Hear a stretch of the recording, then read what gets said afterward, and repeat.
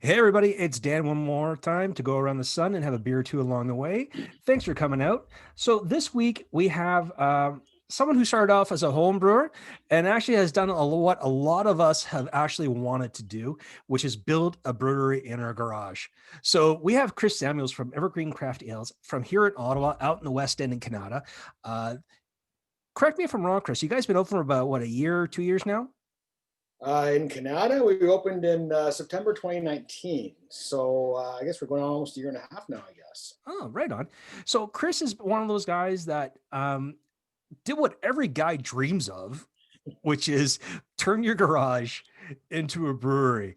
So what we're gonna do is we're gonna get Chris to tell us a little bit about himself, and then just gonna end the brewery, and then we're just gonna dive into it. All right. So Chris, it's all the show is all yours now, my friend.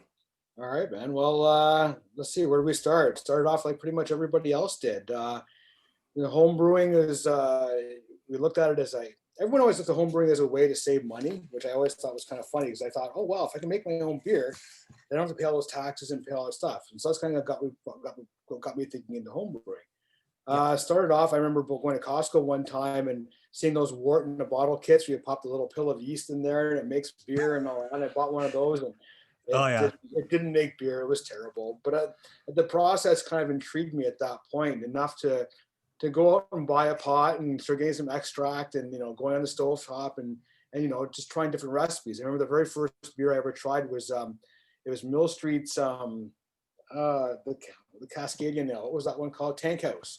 That was the Oh yeah, very Tank first House. clone Yeah. beer.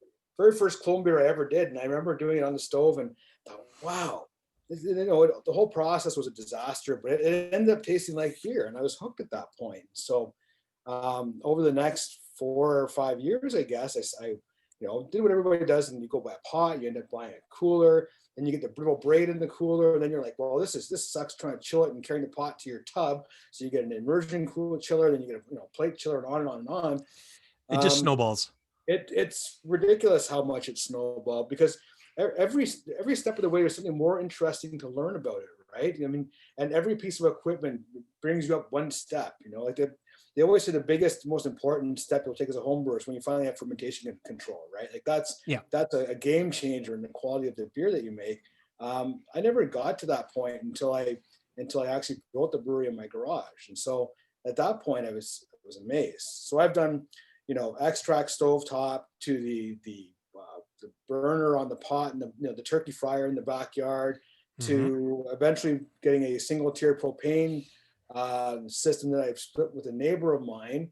And then that was short lived. And I decided, well, I want an electric brewery, right? So there's a guy, Cal Wallner, an electric brewery, has a control panel and the whole plans on how to make this entire system. So I built one of those in my basement, in my laundry room.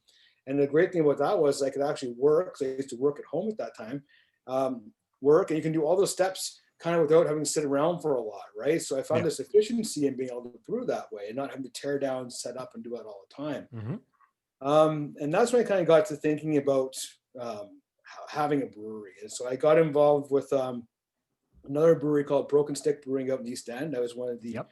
originals in that one. I never quite made it to opening because we didn't quite have the same vision of the brewery, and they seem to have gone on to do pretty well right now, which is kind of cool. Mm-hmm. Then I spent some time trying to figure out, misguidedly, I think, how to do a really small brewery and make it fun. Because I think as a home brewer, the exciting part about brewing is actually the brewing process. You forget about all the other stuff you have to do in order to run a brewery. And really, brewing becomes a very small part of all of it. It's the important part, but it's a small part. And so I spent time looking around at different areas in the city that I wanted to get like 1,000 square foot space and put a one barrel brewery in there, and I'd be brewing all the time, and it'd be really cool hanging out and all that. And I kind of started looking at the cost of commercial space in Ottawa, and it's like, well, the economics don't make sense. So what if I could do this at home? So I found in my search around for the zoning for the other brewery, there was an exemption called the home-based business provision inside the City of Ottawa bylaws. And it allows you to operate a business as long as it fits, I think there's 7 or 8 different criteria.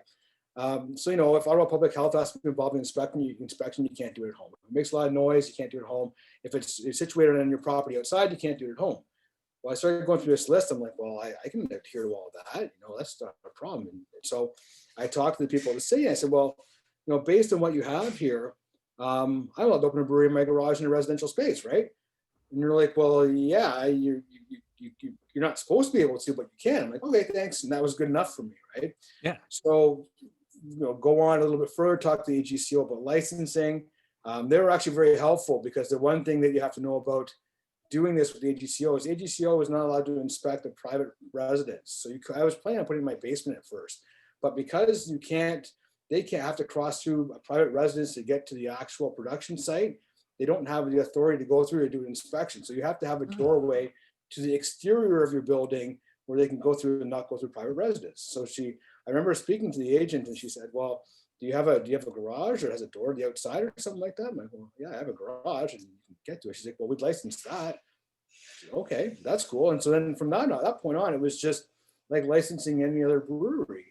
And I get the question asked a lot. People say, well, they say, well, how did you get it licensed? Was it hard to get the government to do licensing for it? I said, no, once you get that local kind of blessing or exemption, the rest of the licensing process is just pretty straightforward. It's just following the rules. So that's kind of where I got to. Sure. How did you find that bylaw? Because to be honest, I've been looking for that bylaw and I can't find it anywhere unless they've done away with it. No, it's still there. Well, so what's happened recently in the past couple of years in Ottawa is they changed it a little bit, because I was using an example with them. I said, well, the 1,000 square foot space I was looking at, they said, well, you can't put a brewery there if it's the primary function of the business. It's only if it's an ancillary function. So that was the reason why Big Rig, for instance, was able to have their brew pub on Iris Road there, because brewing was technically not the primary function of their business, even though their brew house, I think a 7-barrel or 10-barrel brew house, whatever it is. So they're still brewing, but it wasn't the primary business. But they've since changed that. So there's now, what's it called? Is it called there's now a bylaw in the city of Ottawa that if you don't exceed over like 4,000 square meters or something, you can locate in almost any commercial, industrial, or retail zoned area in the city. So that didn't exist when I started. It still doesn't apply for residential, but now it's a lot easier to do that kind of stuff. But the home-based one is really, it's to sum it up, it's as long as you don't piss off your neighbors, you can do it. That's what it comes down to. It is, because it's a complaint-based system. If someone complains about you disturbing the neighborhood or anything like that, then we'll send investigators out there to check. I check with all my neighbors before I started, and they're like, yeah, whatever. And I'm like, well, I live here too, so I don't want to ruin the place either. So it worked out well like that. We just obeyed the rules and sold some beer. Wow. Okay. So I'm gonna have to check with my neighbors, because I'm in the planning stages of possibly doing this myself, because I'm looking at maybe getting a 20-gallon electric system from Spike, right? Which I think for me, for what I'm doing here, because my friends and family are asking for beer faster than when I can make it. Right. So I figure out it's time to upgrade a little bit, but it's going to require like more electricity, more water, and things like that. So how did you go about figuring out your requirements, if it was an electric or was it gas that you were doing? It was an electric system built by Stout Tanks down in Ohio, I think. I followed the path of what the electric brewery, Cal Walner's electric brewery site did, and realizing that I wanted it's a 1-barrel system. So the one piece of advice I'll give to this, well, just to start off right now, get as big a system as you can get, because the amount of work is the same. Even the brewery now, we're on a 15-barrel system here. Our brew day is the same length as it was doing 1 barrel in the garage. Right. It's, so labor is a big part of it. You'll find that 20 gallons, you'll be sold out so fast, you'll have to brew again, and you'll be constantly brewing. And the other thing is, it's expensive running a brewery. The scale is tricky, because your licensing is $3,500 for 2 years, right? That's your licensing, your excise bonds, your insurance, all this kind of stuff that comes along with selling beer. That's the part that I struggled with a little bit in the garage, was that the economics didn't make sense, especially because I was canning the beer there as well. So buying pallets of cans, and it's a lot of money starting it. And so when we started here in Canada, it was get as big a system as we could get, so we'd be brewing less, because there's a lot of other work to do besides just brewing, unfortunately. Oh yeah, absolutely. Yeah, that much I do I do know between the cleaning, the Mhm. bottling, and the ordering of ingredients and things like that. Totally get it. So now I know that it took you a while to get off the ground from what I've been told, and like, and people really enjoyed your beer for there. But what were some of the major hurdles you had about setting up in your garage? I mean, it can't be just you come in, you throw the system in, you plug it into the wall, and you go. There had to be some upgrades that had to be done. Yeah. Well, actually, well, my house was only wired for 100 amp, so I had to actually get my upgrade the electrical to my entire house. That was an investment in the house too. Now we have more electricity, and that's good. So to get the electricity installed in the garage, we had to put a sub panel in there and get Right. GFIs put on everything and all that. So those things all cost money, but they're worthwhile. Um, just because it's in addition to the house. Um, I found space was a little tricky. So when I started, I built these cooling chambers. I had an air conditioner with a cool bot, and I built these kind of wooden structures to put my non-jacketed fermenters in that worked amazingly well for temperature control. That worked really well, but it took up a lot of space. And then I added in um, two 300-liter fermenters and a 300-liter bright that I bought from Whippersnapper, and that ate up more space. And so I eventually just kind of ran out of space in there and so I had to store cans at my parents' place in their garage, and I started grain in my basement to keep away from the mice, Right. and all that kind of stuff. And so the space was definitely an issue in there, and the ability to not really supply a lot of draft. Like we were selling a lot of cans, and it was good. Like we just opened every Saturday from 12 to 3 and sold beer, and that was good. It didn't. I needed to do more to raise the profile, I think, of the brewery, and that got a little bit tricky because as soon as you send a keg out to a restaurant, there's 1/3 of your batch gone, right? Yeah. And then all of a sudden you're running out, and you can only produce so much beer. Like that's the thing about brewing, right? Is you can't rush the beer. It, No, it you takes can't. it takes the time it takes, and that's it. So if you sell out, then you're gone for 2 weeks, and you have nothing there. People's minds will shift somewhere else, and they'll go over there. Yeah. So capacity was always an issue. Did you have any problems with I guess finding people that wanted to supply you with ingredients and things like that, because they're probably thinking, well, here's a guy, he's working out of his house. I mean, how much can he possibly need? Were you buying from the local homebrew stores? Did you have to deal with suppliers? No, I was buying from Country Malting Group right off the start, Right. buying grain a pallet at a time. A pallet at a time, maybe 20, 30 sacks, at a time, and just stockpiling it in my basement. I found cans to be the biggest problem because you can only buy cans by the pallet. Like you can't, Right. or unless you want to pay like, 50 cents a can, which is not going to happen. So, I'd have to buy a pallet of cans, and I'd get delivered to my parents' house, and I'd have to go up there and I'd fill one layer. One layer was equal to two of these giant boxes that I had. So I usually have about 4 boxes of cans sitting there ready to go. But yeah, people, I found that as long as you had money to pay for stuff, people would sell you whatever you wanted, right? It's, you don't benefit from the scale that you get from, a brewery like here, where you order a lot at one time and you get different price breaks, but they'll always sell it to you. It's always available. In retrospect, I think what I should have done is I should have, gone and bugged local breweries about, hey, can I just buy like cans off you and, do that? Mm. It would have made a lot more sense. But yeah.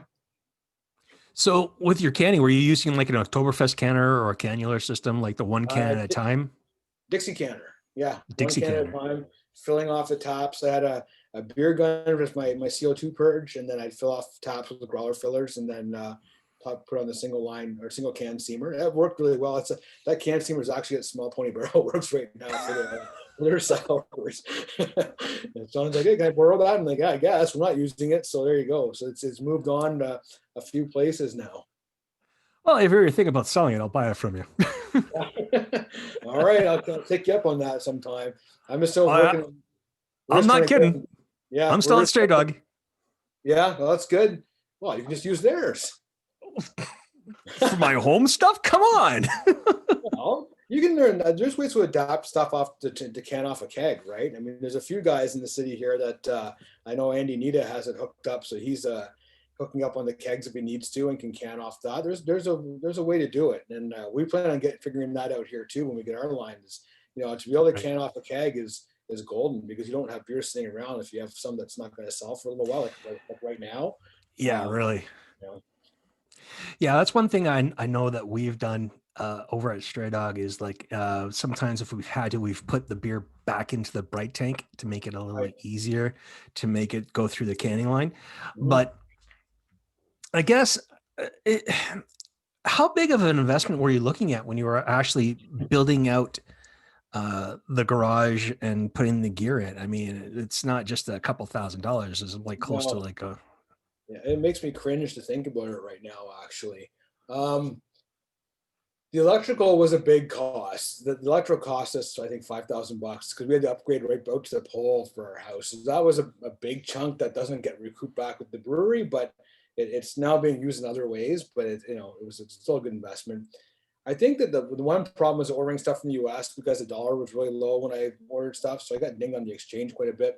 In the end, I think I probably spent, I'm going to say, not including the electrical, probably over $10,000, $11,000 and all that over time. Like the original brew house and stuff was pretty easy. And then the control panel was custom built by somebody I know for me. So that didn't cost as much.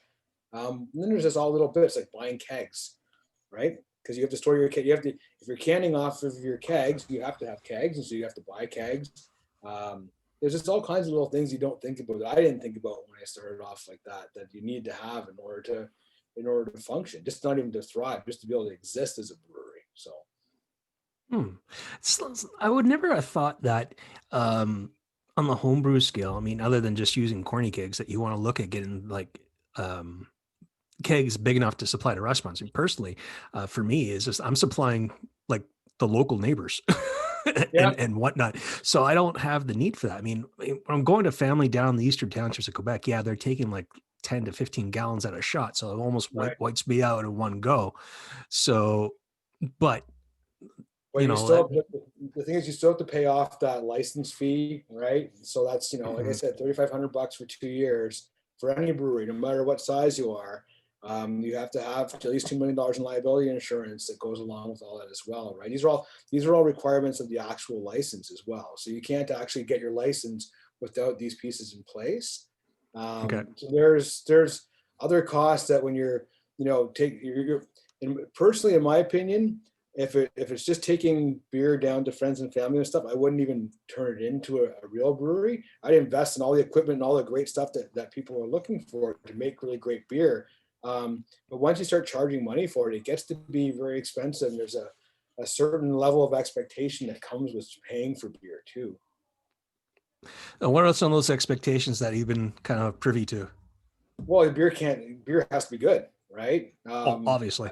Yeah, but to get to that point, on a scale you're producing a lot, it's a lot of work, and I think that in order to make back the investment, so I never made a dime out of my garage. I think I broke even for sure. I never had to put any more money into it, and it served its purpose to get to where we are right now. um, but I would have, if I could go back right now, I would have stayed as a home brewer and kept giving away more and more beer to people to get that connection uh, Right. that you have. Because I met my partners at Evergreen now. One of them I play hockey with, and that's how we kind of got to talking. He'd order beer every Wednesday night before I bring it in for hockey on Thursday morning. That's what got him interested in actually being part of this, right? So Hmm. it depends on what your goal in the end of it is. If your goal is going pro, opening up a regular brewery, it's a great starting point because you'll get all the ins. Well, you've got all the ins in the brewing industry anyway, right, Dan? Already know everybody, so it's all good. And Yeah, that I helps guess. a lot though, because having the legitimacy of a real brewery gave me access to talk to people that I wouldn't have Mhm. gotten as just a home brewer per se, right? Where if I can go up to, I'm friends with, know most of the guys in the entire city, and most of them through home brewing or through starting up before. Yeah. I mean, I'm fortunate to work where I do, and also having worked with BrewDonkey, that I got to meet all these people and I have ins, I can ask questions and Sure. learn stuff. But not everyone has that. And Right. unfortunately, sometimes people kind of like me sometimes, beat their head against a keyboard trying to figure stuff out, which is usually what happens when I'm frustrated. Take my keyboard and smack it on my head. And I'm being honest.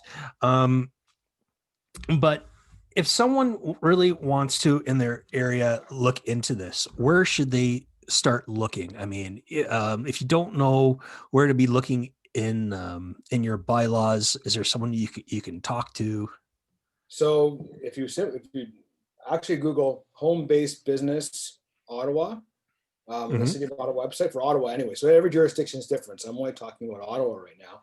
That will give you the starting point for what the rules are for being in a residential location. It's been residential's been done. We know it can be done legally. The second step would be check your neighbors, talk to your neighbors, canvass the neighborhood, see if there's anybody who's going to cause you any problems, who's going to report you or hassle you for doing what you're doing. Right. Once you get clear of that, I think it's pretty smooth sailing for that. That's where I'd start, because the rest of it is just all it's all just steps. You know, getting your provincial license depends on you getting your federal license. Getting your federal license depends on you having an excise bond, which means talking to an insurance broker, which means Mm-hmm. getting your insurance in place and all that as well. Okay. It really comes down to what your local situation, like your micro local situation is, as in your neighbors beside you, and also how you plan on distributing. Because so what I was doing was opening the garage door from 12 till 3 on Saturdays, and I'd have people drive up and come to the garage and buy beer. But we didn't have big lineups, so we didn't make big noise, and we didn't have Right. parties and all that kind of stuff. And that was totally fine with everybody that was around us. Um, Other neighborhoods are different. Some people may not like that extra traffic. They may not like that, or they just may not like beer. Who knows? I can't imagine Right. that. But yeah, and that's kind of a good thing too, because it's about the community anyway, right? So Mm-hmm. having all those people on your side, like some of my best cover customers even now are the same people that live on my street, that still continue to support us just because they're part of that beginning. Okay. So if you could change one thing about the size of the system when you started, what would you change it to? I would have gotten probably the double of the size of the brew house. I probably would have gotten a 2 barrel system. Okay. It would have reduced the amount of work and create the amount of stock, have the amount of stock available. So I wouldn't be brewing so often to keep going. I was also working full time at the same time too, right? So Mm-hmm. you take a full time job at 50 hours a week, and then you tack on. This was easily a 20 to 35 hour a week uh, job, let's just Mm-hmm. say, and finding ways to cut down the amount of work that you're physically doing will allow you to actually focus on getting beer out to people, designing labels, all that stuff that comes, all the fun stuff that comes along with it. But spending less time actually brewing, having more stock available, so you always have variety for people to come in and try out different things. I think that's one thing I would have changed. Secondly, I think I would have probably had less of a focus on packaged beer and really tried to look at some licensee sales, for some smaller places. I think that would have been a really good way to get the beer in front of people without the cost and work of packaging. Okay. Packaging one can at a time. I'd sit there and put the TV on and watch a hockey game and just sit in the garage all night and just can one at a time, one at a time. And at the end of the day, you come out with like 100 and 150 cans worth of beer. Now, when we have canning going on, that's how much we get in like 3 minutes, Yep. right? So Yep. you think about the amount of time just spent there doing that, and whereas fulfilling a keg doesn't take much time at all, and delivering a keg is easier. And so I don't know what the proper balance of that actually would have been, but I think I would have tried to get a few more draft sales and with a bigger system, just to kind of keep beer flowing a little bit more and get it out in front of people and generate a little bit more income just to make the business worthwhile in that space.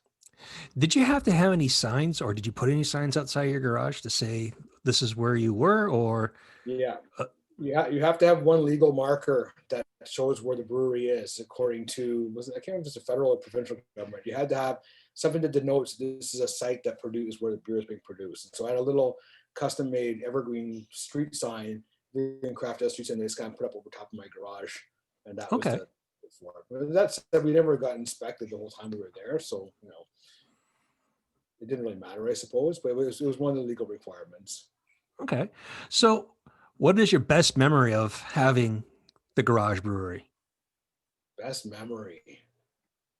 Oh, there's a lot of good stuff. I think the first time that I actually saw a good review online was one that people, well, having a customer come back a second time is always a good one. That was always, I remember the first time we opened, there was a little crowd of neighbors that all kind of came up and they were all around there.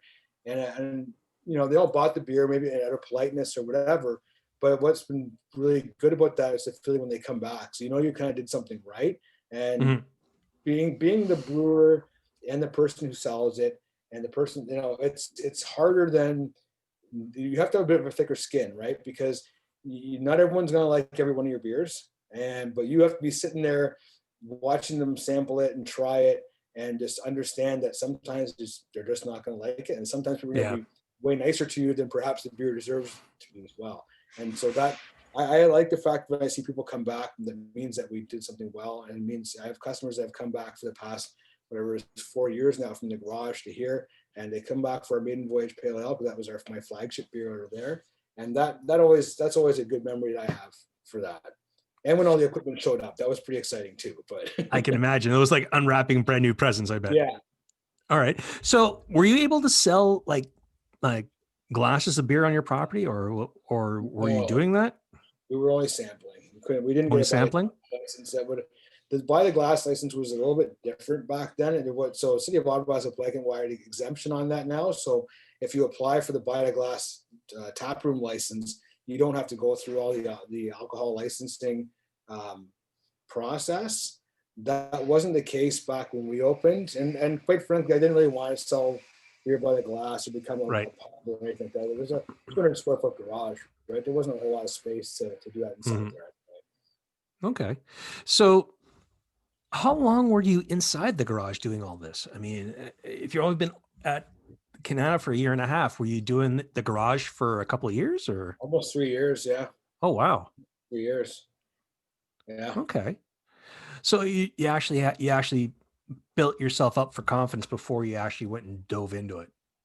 Yeah, for sure. Like you need to get a certain number of brew days and understanding of what you're doing. Like I'm not a super technical brewer. I'm really more of a touch and feel kind of brewer, and Mhm. so that I definitely get that from the garage, and being able to see the combinations of things. And everyone develops their certain style, and I definitely have a style of how I brew that's very definitely me, and you need that time to develop that style, and having the multiple brew days and having that feedback from people and seeing people's reactions, and reading about what people say about and all that, that helps you really shape uh, what you're doing and how you want to proceed. Because friends and family, like my friends and family, would always say, "Oh yeah, this is pretty good." I had one friend who would tell me when something was really bad, which was good.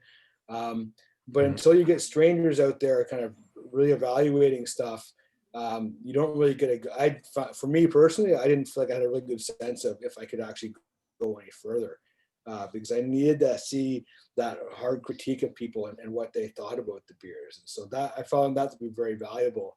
Sometimes a little tough, but it definitely shaped Yeah, I the way. agree. I agree. I Yeah. mean, there's some people who've asked for beer. I've given it to them. They're like, tastes great, but it's kind of flat. And I'm like, Carbonation. Oh God, I hate okay, carb. All right. And I'm thinking, which one are you drinking? Oh, I'm drinking the stout. It's not. It doesn't have the same kind of head as if you pour it out of a tap. And I'm like, well, it's not gonna, but okay.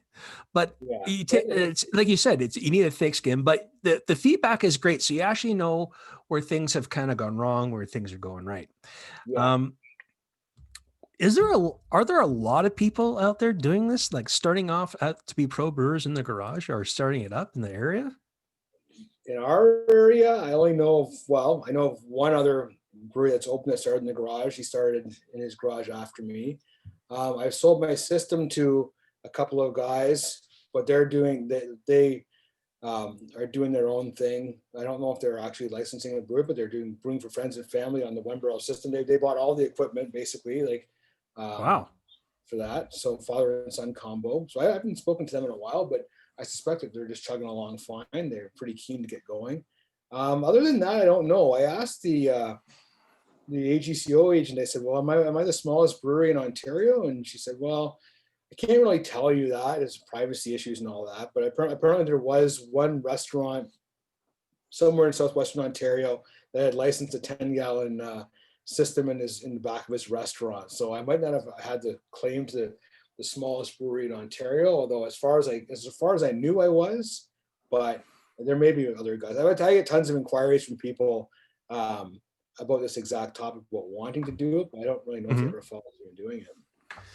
Well, I can honestly say I'm seriously considering it, just not necessarily to open up a business, but to make myself a better brewer and to supply my local area with Right, a little bit of something for me. right. Um, I can say though that I'm seriously considering opening up a homebrew store. Uh, Okay. so Think hopefully, there's a space for that. And I think that I've always thought, no, I shouldn't say this because this is going to give the idea away. I always thought the idea of having these shared space businesses where you have multiple craft businesses working under the same roof would be super cool. It'd be really cool. Like I've actually started a coffee roasting business in my garage now. I Uh, saw that. yeah, I couldn't I keep the saw that. garage empty. I'm going to have to So come to you for espresso. yeah, but see, my brewery paved the way for that because the electricity was already in there for it all, right? So I didn't have to go Right. spend anything to upgrade there, so it was already there. But I think there's a huge like demand for these kind of uh, smaller craft products that can where you don't want to go out and make $1 million. And that, by the way, if you're opening a brewery, it's pretty hard to make $1 million. But um, Yeah.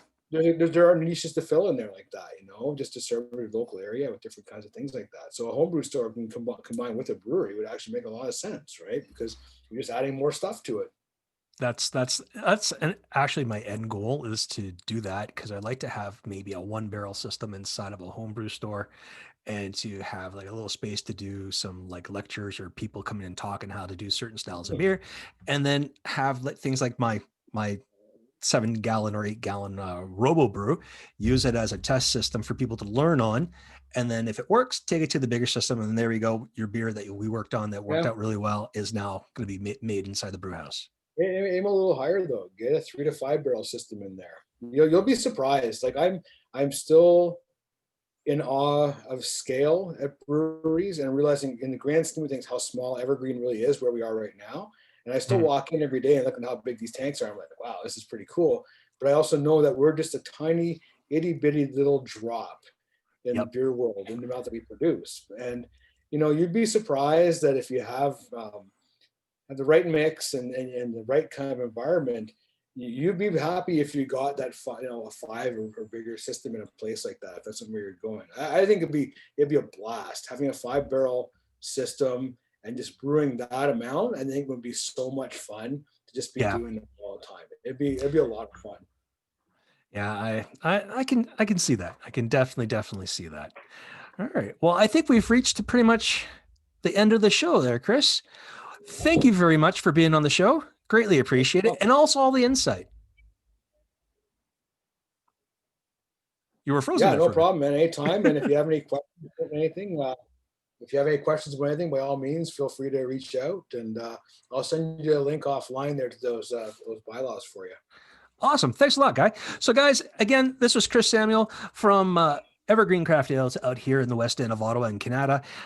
If you're here in the Ottawa area, please go check them out. It's great beer. It's a really cool place. Unfortunately, all the tap rooms are closed right now due to the COVID, but go and support local. If you're a beer lover, support your local brewery, support Chris and his guys. It's a great setup. It's a great place to go and have beer. Chris, again, thanks a lot, and we'll see you on the other side. Awesome. Thanks a lot, Dan.